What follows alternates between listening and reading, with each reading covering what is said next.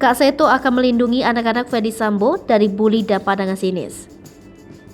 Lembaga Pelindungan Anak Indonesia mendatangi Bareskrim Polri untuk berkoordinasi memberikan pendampingan kepada anak Ferdy Sambo pada Selasa 23 Agustus 2022. Ketua LPAI, Seto Mulyadi alias Kak Seto mengatakan, pelindungan ini supaya anak Irjen Ferdy Sambo tidak mendapat bully dari teman-temannya.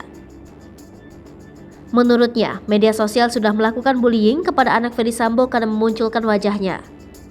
Kak Seto juga menduga ada bullying secara psikologis dengan pandangan sinis, dijauhi dan beberapa komentar yang sedikit nyelekit ke anak Ferdy Sambo. Namun demikian, Kak Seto hari ini batal bertemu dengan Direktur Tindak Pidana Umum, Brigjen Pol Andirian dan Kabareskrim Komjen Pol Agus Andrianto. Ia baru dijadwalkan pertemuan pada Rabu besok dan ia berharap dengan adanya pertemuan nanti bisa memberikan perlindungan. Sebelumnya, Bareskrim Polri telah menetapkan istri Irjen Ferdy Sambo Putri Chandrawati sebagai tersangka kematian Brigadir Yosua Huta Barat atau Brigadir J. Kabareskrim Komjen Pol Agus Andrianto mengatakan, peran dari Putri adalah mengajak RE, RR, KM dan Brigadir Yosua untuk ke rumah dinas Kompleks Polri Duren 3 Jakarta Selatan. Kemudian, Putri mengikuti skenario yang dibangun oleh suaminya Irjen Ferdy Sambo terkait pelecehan seksual. Putri dan suaminya juga menjanjikan kepada Baradae, RR dan KM sejumlah uang tutup mulut usai pembunuhan.